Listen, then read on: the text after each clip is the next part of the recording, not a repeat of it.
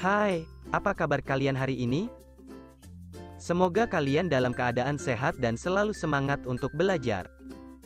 Bertemu lagi di channel YouTube Guru Belajar 86 Media.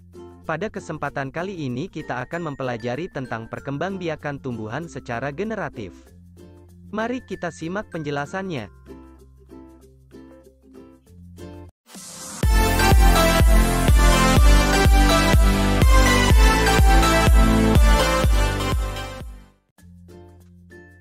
Dalam dunia tumbuhan kita mengenal dua jenis perkembangbiakan. Cara perkembangbiakan pada tumbuhan ada dua macam, yaitu generatif dan vegetatif. Pada kesempatan kali ini kita akan mempelajari perkembangbiakan generatif pada tumbuhan.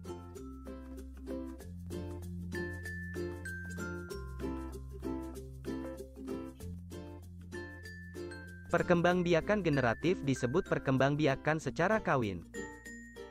Perkembangbiakan generatif adalah perkembangbiakan yang dilakukan melalui proses penyerbukan dan pembuahan. Perkembangbiakan generatif pada tumbuhan diawali dengan penyerbukan, yaitu melekatnya atau jatuhnya serbuk sari ke kepala putik. Setelah terjadi penyerbukan, pada serbuk sari tumbuh bulu serbuk sari yang menuju ruang bakal biji. Kemudian, sel kelamin jantan atau spermatozoid masuk ke ruang bakal biji melalui bulu serbuk sari. Di dalam ruang bakal biji terjadi pembuahan, yaitu peleburan sel kelamin atau spermatozoid dengan sel kelamin betina atau sel telur.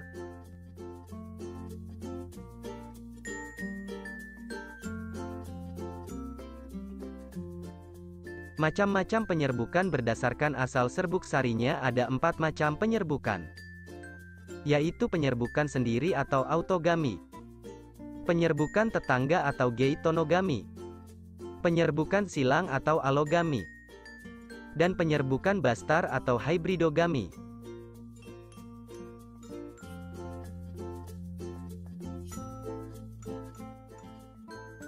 Penyerbukan yang pertama adalah penyerbukan sendiri atau biasa disebut sebagai autogami.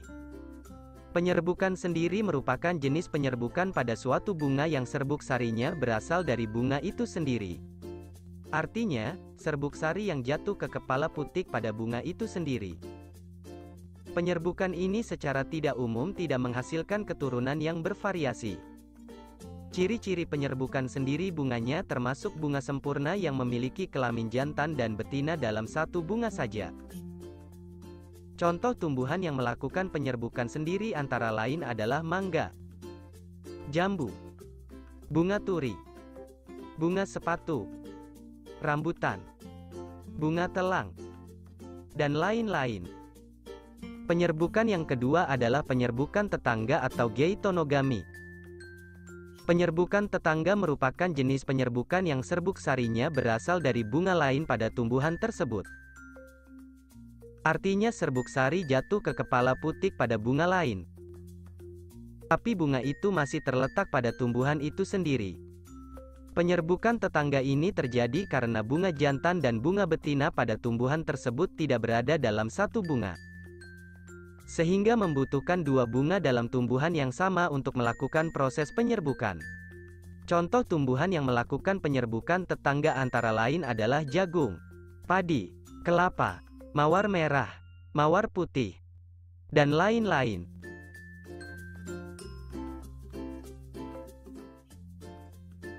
Penyerbukan yang ketiga adalah penyerbukan silang atau alogami. Penyerbukan silang merupakan penyerbukan yang serbuk sarinya berasal dari bunga lain pada tumbuhan lainnya yang masih dalam jenis yang sama. Artinya serbuk sari jatuh ke kepala putik bunga lain yang berbeda tumbuhan tapi masih sejenis. Penyerbukan ini kerap disebut dengan istilah persilangan atau kawin silang. Penyerbukan silang umumnya menghasilkan variasi keturunan karena perpaduan dua sifat tumbuhan induk. Contoh tumbuhan yang melakukan penyerbukan silang antara lain adalah melinjo, kamboja, pinus, mawar, dan lain-lain. Umumnya semua tumbuhan bisa melakukan penyerbukan silang, khususnya dengan bantuan manusia. Penyerbukan yang keempat adalah penyerbukan bastar. Penyerbukan bastar biasa disebut juga dengan hybridogami. Penyerbukan bastar merupakan jenis penyerbukan yang serbuk sarinya berasal dari bunga lain pada tumbuhan lainnya, yang berbeda jenis atau setidaknya mempunyai satu sifat beda. Pada prosesnya, serbuk sari jatuh ke kepala putik bunga lain yang berbeda varietas. Penyerbukan bastar bisa menghasilkan varietas maupun spesies baru. Contoh tumbuhan yang melakukan penyerbukan bastar seperti mawar merah dengan mawar putih, lili kuning dengan lili merah muda, jambu biji merah dan jambu biji putih, dan lain-lain.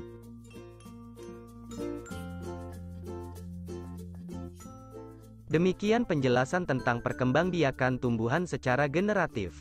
Terima kasih telah menonton video ini. Semoga video ini bermanfaat buat kalian.